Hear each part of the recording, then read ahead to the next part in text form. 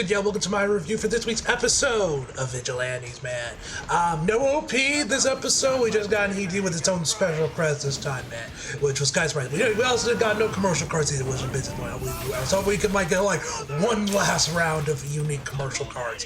But whatever the case may be, man, this was an incredible episode. As you guys may have saw or know from the episode, this was actually Yuki Sato 2, to be more specifically, because, you know, there's two Yuki Satos. Yuki Sato 2's directorial debut for this series, man. She also got to storyboard this episode along with the series hold on one second while I pull up the keyframe tablet. She storyboarded alongside the series director Kenichi Suzuki, as well as Itsuki Suichigami, as well, and like I said, and directed alongside Kenichi Suzuki as well. And my God, man! Now, obviously, I don't know. We don't know what exactly she had did the direct. What exactly she was in charge of in terms of directing and storyboarding. There were a couple sequences where I think might have been Yuki Sato's work, either through Anime, because she also was a camera on this episode. That we still do not know what she has done yet, as far as I can tell. Sakaburo, she's not listed for anything on the episode, and as far as I can tell, she hasn't tweeted anything about the episode either, showing off the Genga or what have you. But yeah, later we'll get to those sequences when we get there and tell you guys where my gut's telling me on what I think she was in charge of. But either way, man, this was an incredible episode, man. Obviously, as the finale to Aizawa's arc, man, this episode ended off with a bang, man. And next week we're back to our regular scheduling programming with Koichi and Pop and everything, man. We got the Sky Tower arc next, finally. So we're back with the main crew, man. There are two things that I wish we got to see in this arc that we didn't get to see, man. The big one, like I said, I wish we could have gotten to see where Aizawa got his scarf from. Like, that would have been cool. There's obviously the one I want to know who is taking care of the cat now, but there's a good chance it was this when these chats were coming out. This was like way before Midnight had died to 6, so honestly that makes sense. But I do wish we got to see how either All For One or Dr. Garaki got Shirakumo's body. Like, that's still a miss. That's still up in the air, man. Now, obviously, with Shirakumo's body be taken to a nearby hospital, more than likely or more, there's an easy way that either Dr. Garaki could have just snuck off with his body, or All For One could have taken him. But I still would like to see like something, like, I don't know, Dr. Garaki walking up to his corpse or something, just something to let us know how Shirakumo became Kodogiri. That would have been nice as well. But besides my random, very specific questions on which this arc had answered, this was an incredible episode, man. Easily the best episode of season 2 so far. Probably will end up being the best episode of the entire season. But let's see, especially with how big this episode was. We had, like I said, this was Yuki Sato 2's debut as a director and storyboard artist, at least for Vigilantes. I'm not sure if she had done any previous directorial or storyboard work before this episode. But you had her, man. We had Angel Kade on the episode, man. Sky Vogs was on the episode as well. Like I said, Yuki was on there as well. Tons of big name, man. They were coming out with the heavy hitters with this episode, man, and they did not disappoint. We'll also go through the cuts as we get to those parts of the episode, man. And yeah, also, one thing I will say is right now, man, I would gladly like to hear you guys' opinions in the comments below when I drop the review. I do not buy for a fucking second that Shirakumo, that Aizawa hallucinated everything with Shirakumo. Because I don't buy that shit, man. I do not buy that shit that Aizawa just hallucinated everything. I do not buy that shit. I think that when Shirakumo's last one before he got fully crushed to death, which I was kind of shocked to know that's how he died, but I guess that would kind of make sense, man, given, gets turned to Kroger. But I was expecting him to get, like, done in by the actual fraud, not just get crushed and saving the kids. But, as I was saying, I do not believe for a second that Aizawa hallucinated. I think with whatever last bits of Shirakumo had to life before he gets crushed to death, he used that to cheer on and help out Aizawa the best we could. I do not buy for a second he was hallucinating the entire thing, man. I do not buy that shit for a fucking second, man. I don't buy it. I do not buy it for a second. And also, big shout out to Chris Walcott, man. He was fucking brilliant this episode, man. To surprise nobody, but yeah, he was brilliant, man. Anyway, guys, without further ado, let's just jump right into the actual episode. Oh, one other thing, guys, before we jump right into the actual episode, I also recorded this with a new webcam. Well, technically, it's the same webcam, but I bought a new one. So, you guys know, probably, I think I might mention this, but anyway, to do my reviews, I've been using the same the old Logitech 720p webcam that I used to use for my reviews series and everything before I got the 1080p one from Doki. Doki Doki, yeah, you guys remember these Ochars.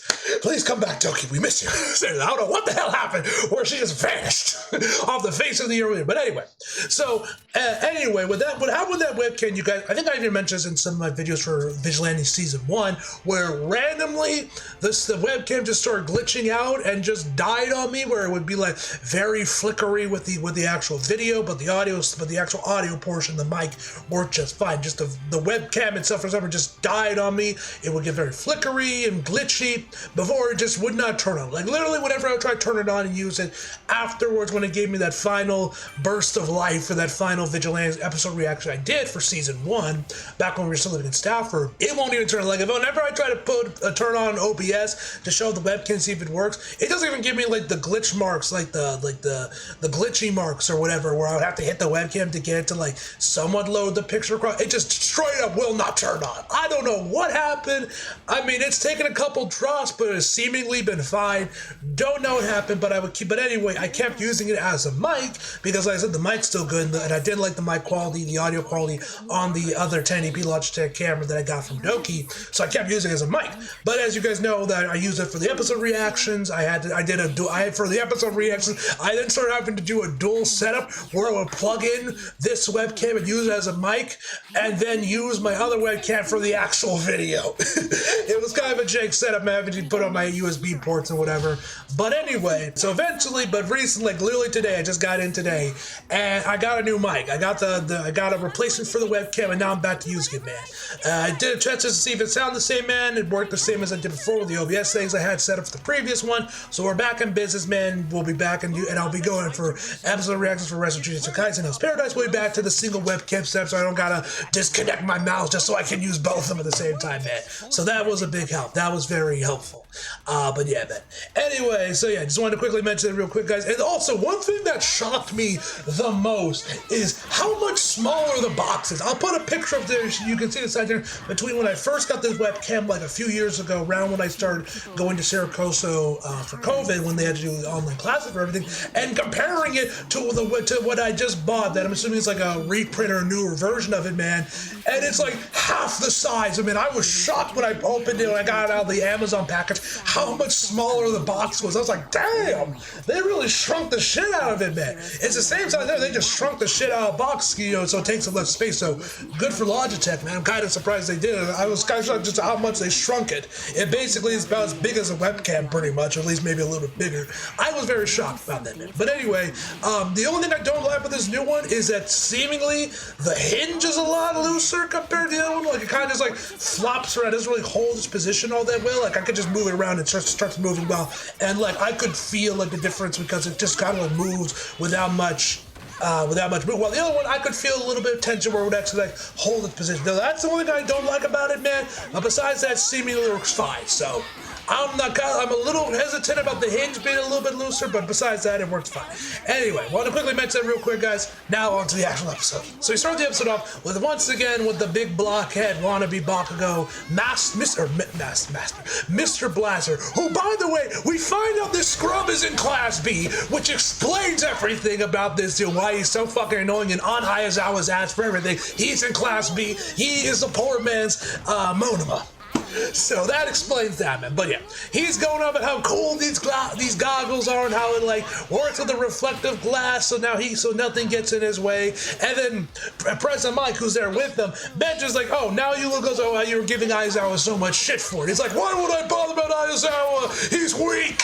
And I'm like, bro, what the fuck were the last like couple episodes, bro? Like, what are you like? Pick a side, dude. Why are you like contradicting yourself so much? And then President Mike, obviously, wanting to support his boy, tells him that Aizawa is tough. He's like, well, why does he do more? Because I don't know. He's like, I don't know. He just doesn't feel like it. But it's always good to see President Mike, stand up for Aizawa, man. He's a good friend. Anyway, we get to the rest.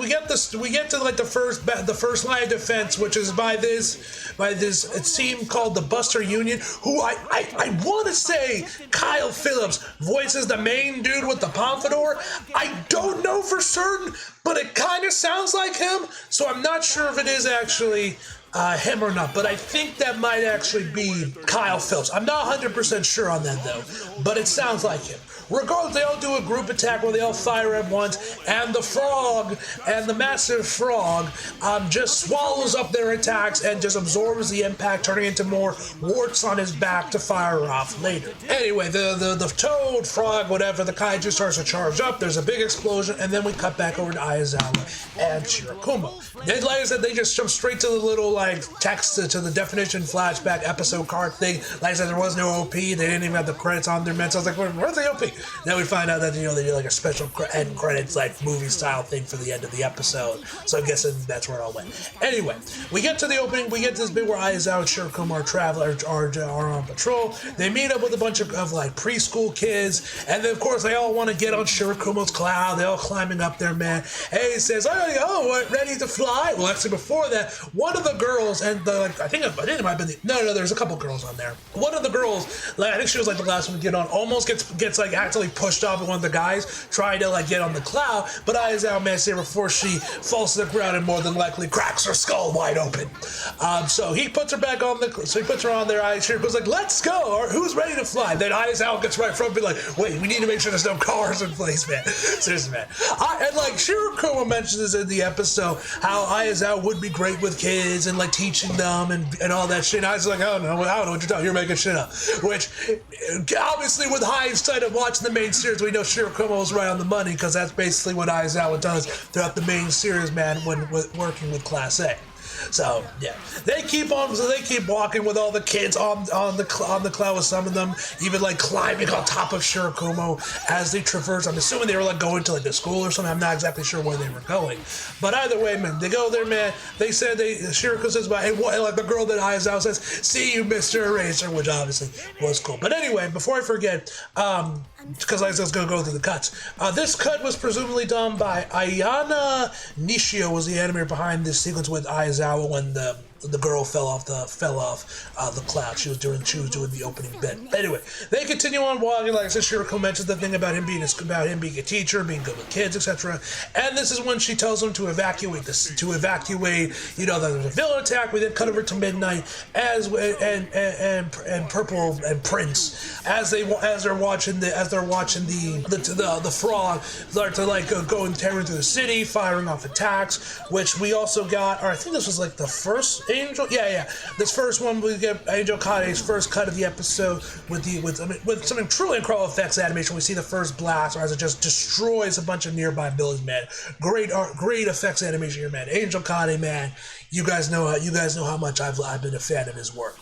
Anyway, so after that, we then cut back to Aizawa once again. We cut back to Aizawa after Purple Highness puts a rose in his mouth, saying, "I'll hold him up," while hitting a pose. So then we cut to Aizawa, where he tells them that they're evacuating. All the kids get on top of Aizawa's cloud, and then the toad is like right on their ass, like literally right above them, man. This is when Purple Highness once again shows up and fights off the toad, while Shirakumo and the others obviously get the kids out of harm's way. Which this was handled by 456 Kanaya, if I'm pronouncing that right. That animator did.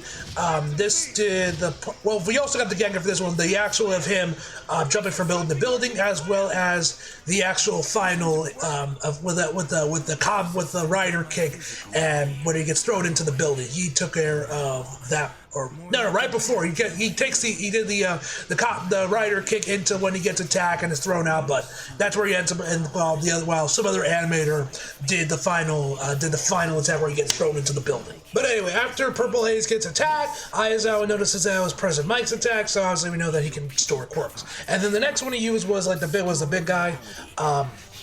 The Scrub, the Class B Scrub, was the next one he was firing off, which hit the building. Rubble was coming down towards the kids. Shirakumo quickly gets in there and puts a cloud over them to block them, and then gets hit, like seemingly got hit in the head by some falling rubble. And the sound design, bro.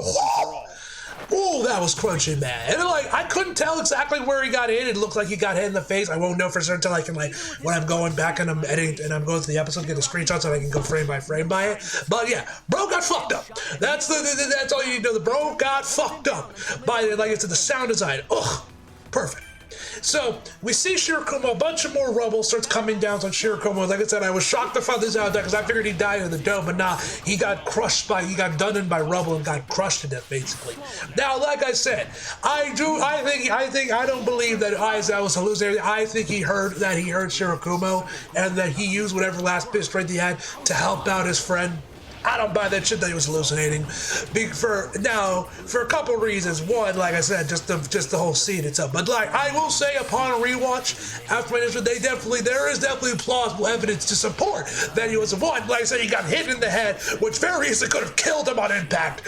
Very easily, just like for saying, like we see the blood on his head, man. There's a very good chance this rubble, assuming he was hallucinating, this did kill him on impact, man. Because that sound effect when he got hit, man, it was crunchy. It was devastating. And like I said, more rubble comes in there, man. Of course, right when he says, "I can't do it," Shirakumo's like, "You can do it," blah blah. But also, there's also evidence where I feel like once again, I'm not buying it, man. Just the whole moment itself, man.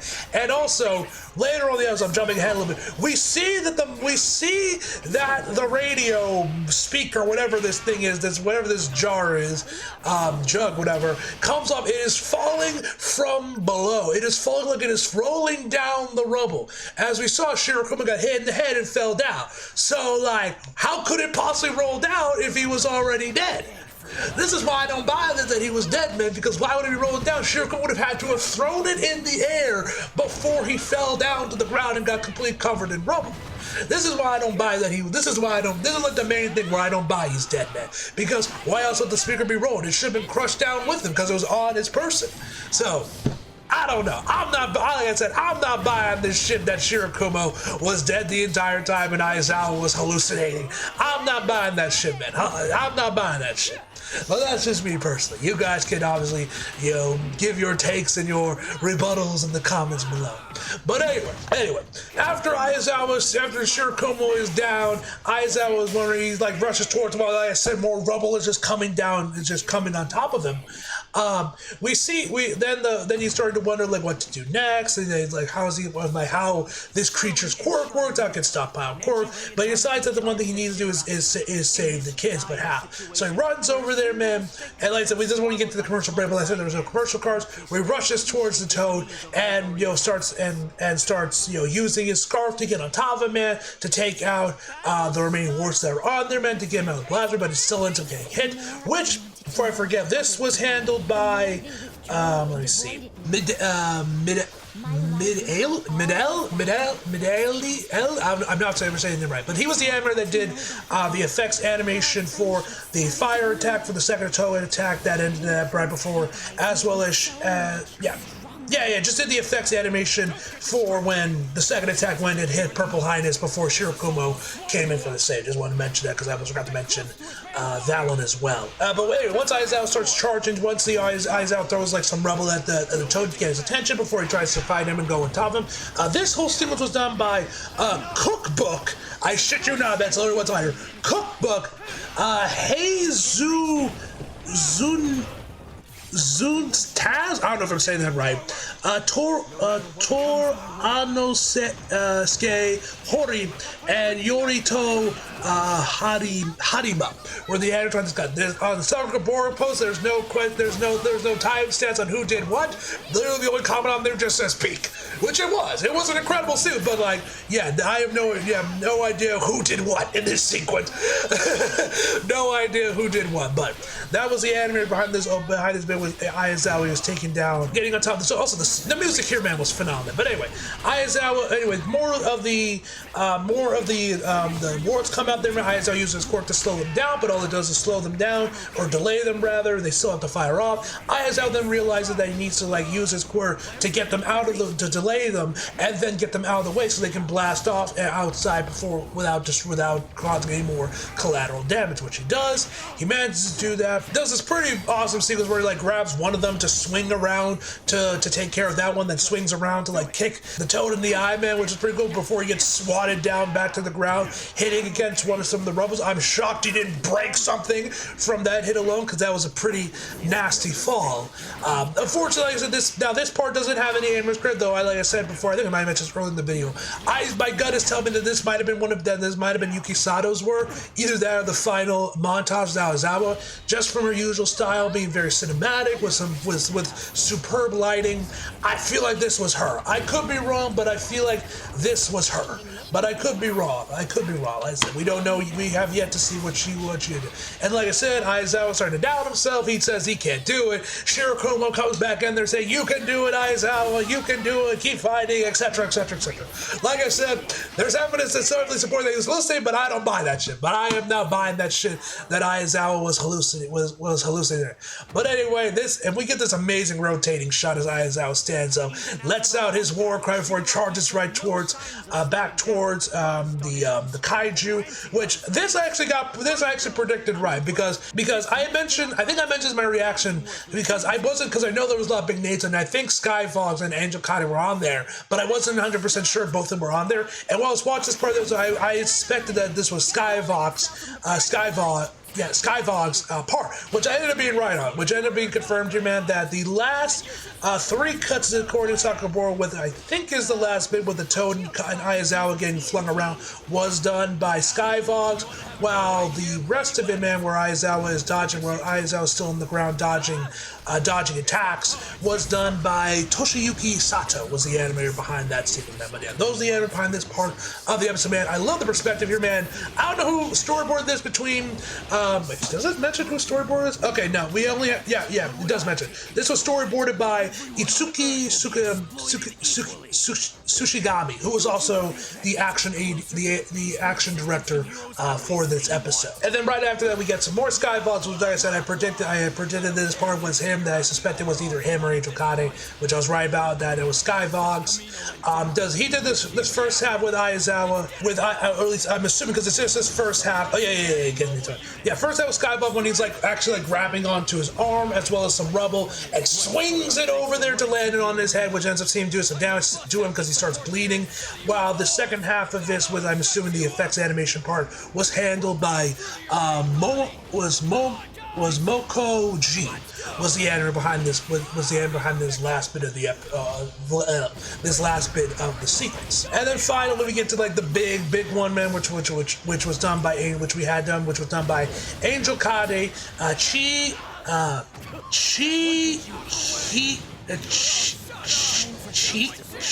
Ching Lai. I'm probably butchering that. I think this animator is Chinese.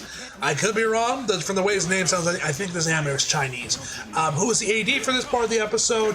As was once again Tsushigami was the storyboard artist, as well as the action director for right here.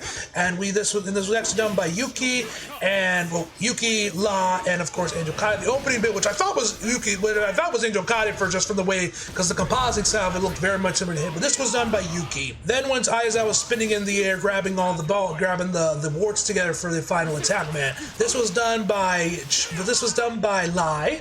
That's probably the only part of this person's name I can actually pronounce.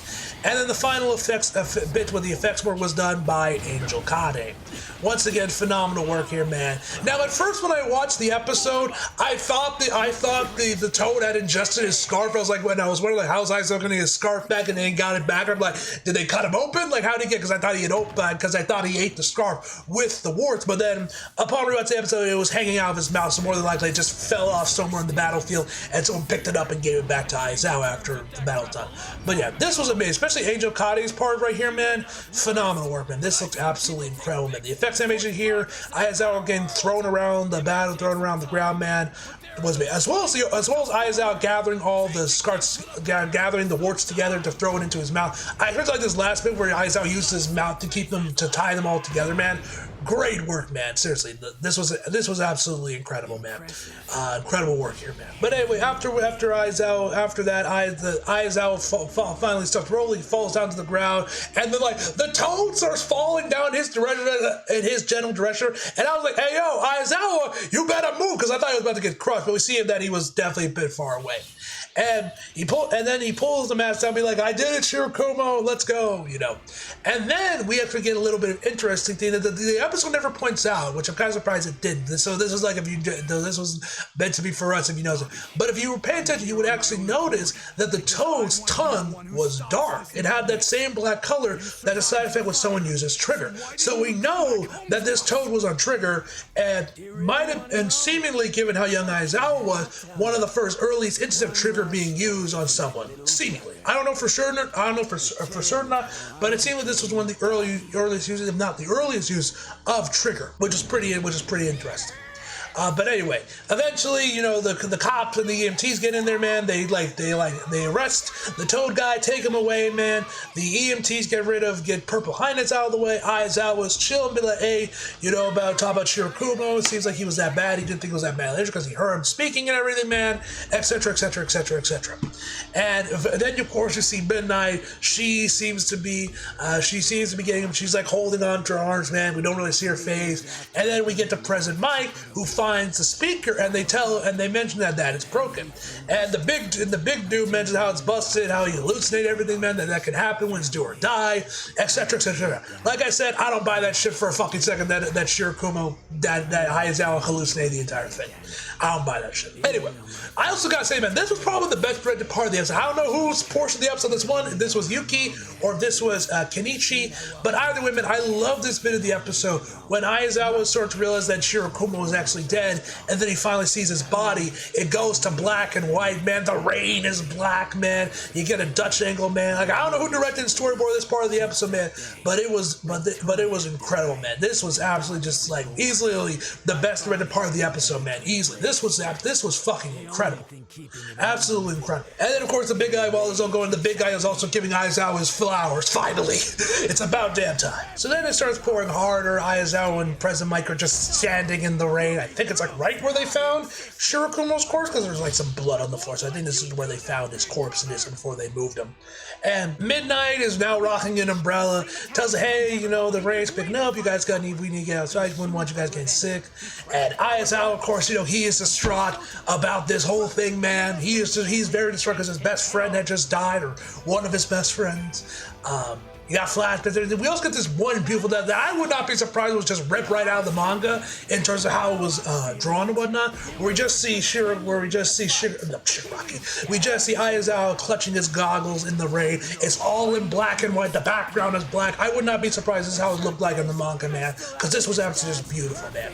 And we get another insert shot of a close-up of him clutching even more. And President Mike says to Midnight, saying thank you, but we'll be fine. We'll be okay. We're feeling a bit rainy today.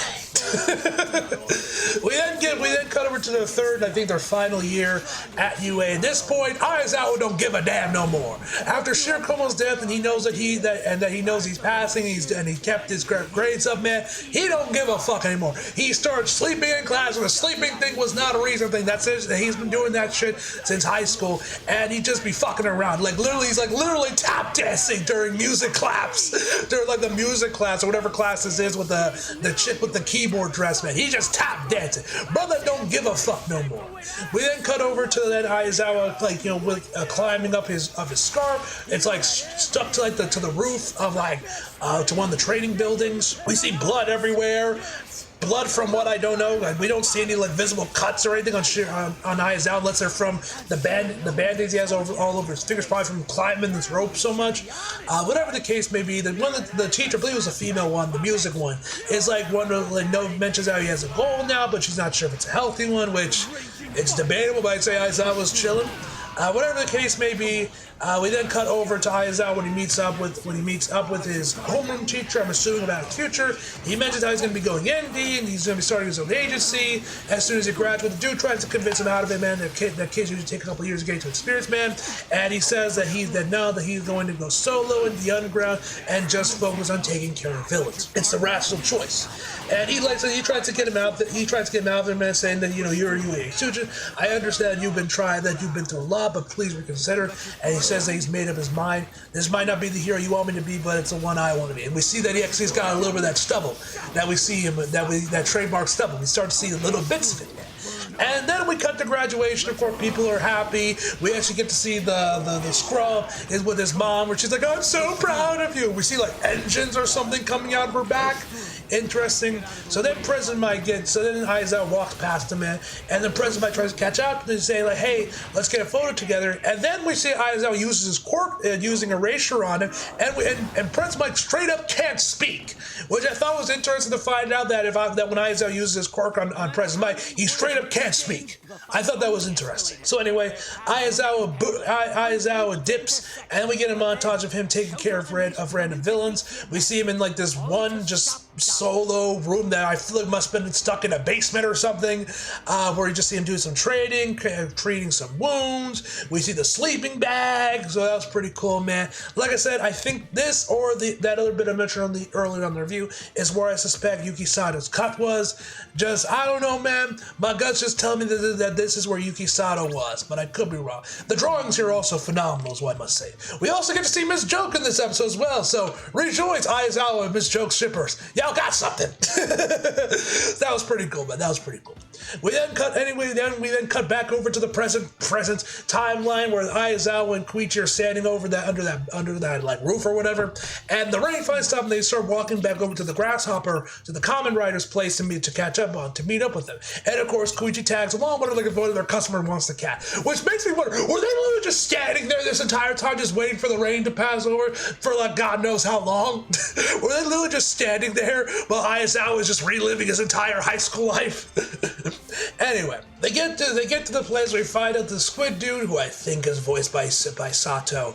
I'm not sure, but it sounds like him.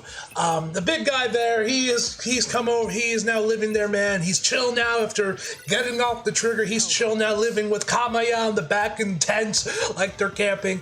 And he starts freaking out about the cat. Like, oh my God, it's so cute. What's his name? Blah blah blah blah blah. And we find out these guys are basically building a cafe. I don't know if they're doing it out of this building that they're currently staying in, where they're having their black market pharmaceuticals, or if they're doing another building. I'm not sure. Regardless, they're going to be opening a cafe. They suggest making it a cat cafe because of the little kitty, but they're not sure about that whole thing, man. We get one last flashback to Shirakumo, where they're talking about what they need for their agency. He needs a roof so they can eat there, man, because God forbid they have to eat on the ground, they'll starve. President Mike wants soundproof room for obvious reasons, and Aizawa wants a cat tower. He mentions that Midnight can't take care of the cat forever, which ended up being true because she died. And he says between three of us we can make one cat dad. So, and then Midnight starts freaking out about the whole thing, man. So it seems like she's in on it too. And that, ladies and gentlemen, or right before that, we cut back to the present again, where he says, "Hey man, can you stop over now?" to Aizawa, and then he shows him the layout of the new cafe. Has a spot reserved for him when he starts mooching off their coffee in the back, where right next to the shitter. So he tells him to come back to the back entrance so it doesn't scare off the actual paying customers. And then he gets like a text or something for no case, which I think ended up being Midnight with a new picture of sushi, where he says, "Yeah, a cat cafe. That sounds nice. I'll come visit when I get the chance." And we get the picture of today's sushi, which I do wonder, does Midnight send pictures of sushi to Aizawa every day? Like, has this been like an everyday occurrence since high school? I'm like genuinely curious. Either way, man, but yeah, cute cat. And that, ladies and gentlemen, is where the episode ends, as well as the Aizawa School Days arc. incredible arc, man. Easily the best of Vigilante's best arc, I would say, or right up there, man. The Hachiska arc with Knuckles to end season 1 was also pretty high. I say these two are neck and neck. Bit unfair because, you know, it's Aizawa, but hey, it's a banger. It's an incredible arc, man. Like I said, this is the best episode of season 2, possibly my favorite episode of the series as a whole up to this point, man, or at the very least, like right behind the Hachiska Knuckle Duster episode to end off season 1. That was fucking incredible. But yeah, man. I do have my little nitpicks. It's like I wish we got to see how Aizawa got a scarf. It would have been nice to see how Aizawa and Shirakumo even first met, and like the birth of this group, man. I think that would have been cool. Like what happened to Sushi, but then like what happened to Sushi after Midnight died. But like I said, there's a good chance when this was initially published in the manga that you know Midnight wasn't dead yet, so that's fair enough, man. But I still wish they kind of gave us something to know who was taking care of Sushi, because like, you know, this is like, because I want to know who is taking care of the cat now. Is it Aizawa? I say there's a 90% chance that it is Aizawa that's taking care of the cat now, but we don't know. So who knows about that, man? But would have been nice how they met, man. Would have been nice how he got the scarf, man. It would have been nice to know how either All For One or Dr. Garaki got Shirakumo's his corpse rather, and maybe got to see a little bit of them tinkered with his body, turn him into Kurogiri. Something would have been nice to see, man, to help bridge that gap a little bit more. But yeah, anyway, man, these are minor nitpicks of just random stuff that I wanted to see, man, not necessarily anything against the arc itself, just small little details I wish we got now, that I wish we also got to see in this episode, or this arc rather. But yeah, man, anyway, guys, let's get the video off. Overall, this episode 10 out of fucking 10, ladies and gentlemen. As always, hope you guys enjoyed the video. Leave a like if you did, subscribe if you're new, follow me if you feel like it, link subscribe below, and as always, subscribe for more. See you guys next time.